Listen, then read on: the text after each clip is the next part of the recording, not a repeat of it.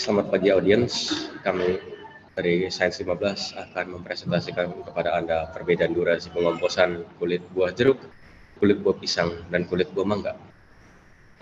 Kelompok kami terdiri atas Saya Rafael Benjamin Manurung. Saya Rafael Kusumo. Saya Wulas Tamadeus Cahyadi. Pendahuluan. Latar belakang. Sampah organik seperti kulit buah dihasilkan dalam jumlah yang besar dan bisa berbahaya bagi lingkungan karena dapat memicu pemanasan global jika tidak diolah dengan benar.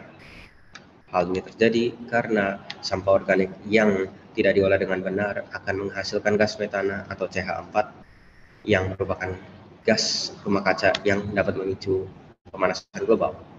Maka dengan itu, mengurangi jumlah sampah organik di lingkungan merupakan sesuatu yang penting dan urgen untuk diupayakan. Salah satu upayanya adalah untuk membuat kompos. Pembuatan kompos dengan sampah organik menjadi upaya yang dapat dilakukan, tetapi kurang efisien karena durasi pengomposan umumnya terlalu lama dan bervariasi. Maka dengan itu, rumusan masalah penelitian ini adalah untuk apa jenis sampah kulit buah yang memiliki durasi pengomposan paling singkat di antara kulit buah jeruk, kulit buah pisang, dan kulit buah mangga. Ditemukan 3 penelitian relevan.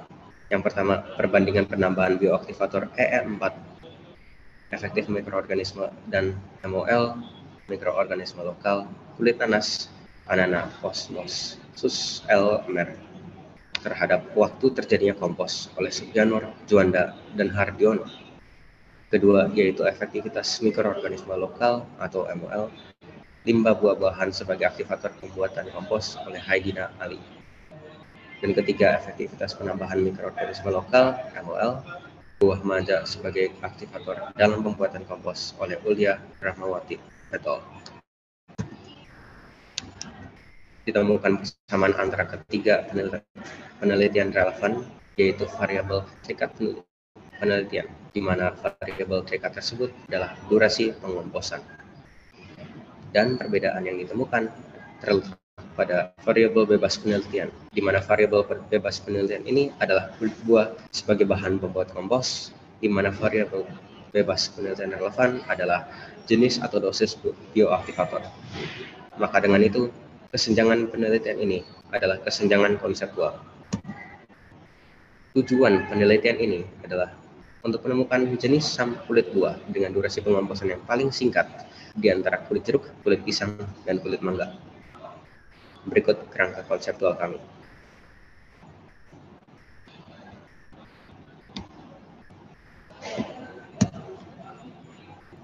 Selanjutnya adalah metode penelitian.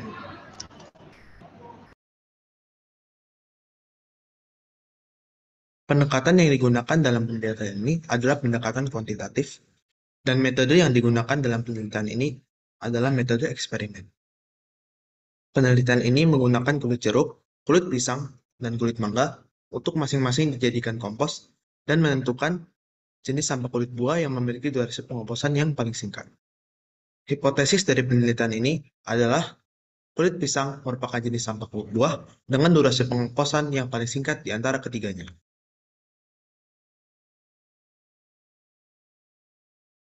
Variabel bebas atau independen penelitian ini adalah jenis sampah kulit buah yang digunakan dalam kompos. Variabel terikat atau dependen penelitian ini adalah durasi pengomposan. Variabel kontrol dari penelitian ini adalah volume air, jumlah tanah, jumlah jerami, jumlah bioaktivator, serta tempat yang sama untuk ketiga sampel eksperimen.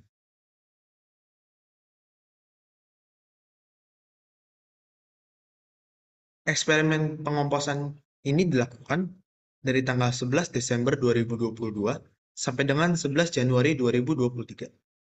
Eksperimen ini dilakukan di Jalan Komplek PT HI, Blok B nomor 36, Kelapa Gading Timur, Jakarta Utara, dan di Jalan Pademangan 1 Raya nomor 5, Pademangan Timur, Jakarta Utara.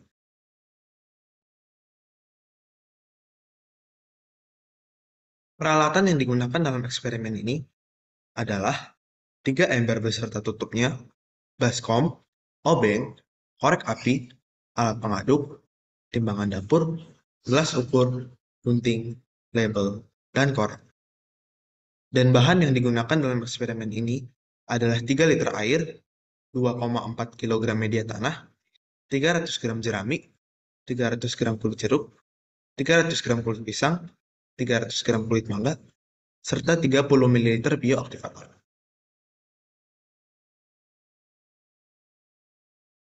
Langkah kerja dari eksperimen ini adalah pertama, menyiapkan alat dan bahan yang tadi sudah disebutkan.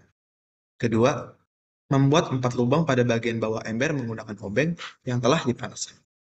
Ketiga, mengalasi ember dengan baskom. Keempat, memotong 300 gram kulit buah dengan gunting dan memasukkannya ke dalam ember. Kelima, menimbang 100 gram jerami dengan timbangan dapur dan memotongnya dengan gunting. Lalu, memasukkannya ke dalam ember. Selanjutnya, menimbang 800 gram media tanah dengan timbangan dapur dan memasukkannya ke dalam ember.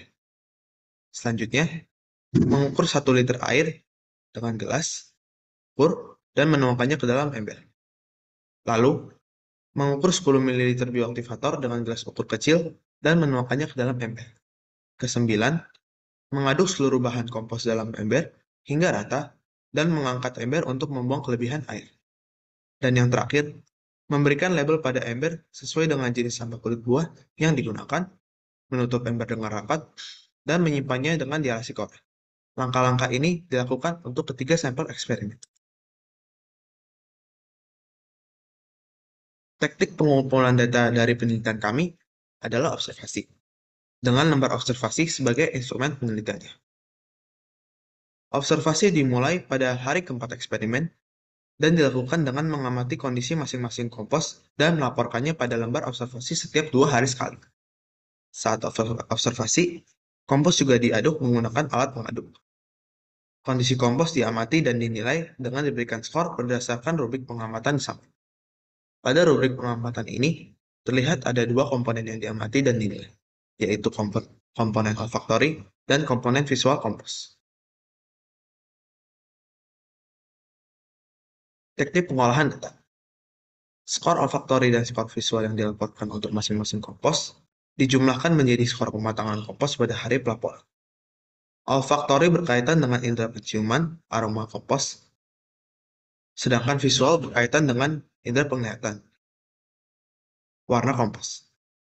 Skor minimal pada 1 hari pelaporan adalah 2, sedangkan skor maksimal pada 1 hari pelaporan adalah 10. Seusai eksperimen, skor pematangan yang dilaporkan dari hari pelaporan pertama hingga hari pelaporan terakhir untuk masing-masing kompos dibandingkan dengan satu sama lain. Kompos yang pertama memperoleh skor pematangan paling tinggi dianggap sebagai kompos dengan durasi pengomposan yang paling singkat di antara ketiganya. Jenis sampah kulit buah yang digunakan dalam kompos tersebut disimpulkan sebagai jenis sampah kulit buah dengan durasi pengomposan yang paling singkat di antara kulit jeruk, kulit pisang, dan kulit mangga. Hasil dan pembahasan. Hasil penelitian. Pertama, ada grafik yang menunjukkan perkembangan skor kematangan kompos kulit jeruk. Berdasarkan grafik ini, terlihat bahwa skor kematangan tertinggi yang diperoleh kompos kulit jeruk adalah 7 dan pertama kali diperoleh pada hari ke-30 eksperimen. Berikut ada grafik yang menunjukkan perkembangan skor kematangan kompos kulit pisang. Dan berdasarkan grafik ini, terlihat bahwa skor kematangan tertinggi yang diperoleh kompos kulit pisang adalah 8, lebih tinggi daripada kompos kulit jeruk, dan pertama kali diperoleh pada hari ke-26 eksperimen. Terakhir, ada grafik yang menunjukkan perkembangan skor kematangan kompos kulit mangga. Berdasarkan grafik ini, terlihat bahwa skor kematangan tertinggi yang diperoleh kompos kulit mangga adalah 8 juga, sama seperti kompos kulit pisang. Tapi pertama kali diperoleh pada hari ke-30 eksperimen, 4 hari setelah kompos kulit pisang. Dari itu, kompos yang pertama memperoleh skor kematangan paling tinggi adalah kompos kulit pisang. Dan kulit pisang menjadi jenis sampah kulit buah dengan durasi pengomposan yang paling singkat di antara ketiga jenis ini.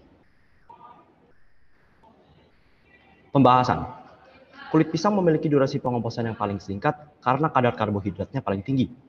Kulit jeruk memiliki kadar karbohidrat 25%, kulit mangga 26,5%, sedangkan kulit pisang memiliki kadar karbohidrat yang bisa mencapai 37,07%, lebih tinggi dari kulit jeruk maupun kulit mangga. Kadar karbohidrat mempengaruhi durasi pengomposan karena proses pengomposan itu merupakan proses biologis yang dilakukan oleh mikroorganisme. Mikroorganisme ini seperti semua makhluk hidup pastinya memerlukan energi untuk melakukan sesuatu, dan pada umumnya sumber energi utama bagi mikroorganisme adalah karbon yang berasal dari karbohidrat. Jadi kadar karbohidrat yang tinggi berarti sumber energi yang besar dan energi yang banyak bagi mikroorganisme ini, dan energi yang banyak berarti durasi pengomposan yang singkat karena pengomposan dibantu oleh mikroorganisme. Kulit pisang memiliki kadar karbohidrat yang paling tinggi, maka durasi pengomposannya juga yang paling singkat. Berikut ada foto yang menunjukkan ketiga kompos pada awal eksperimen dan pada akhir eksperimen.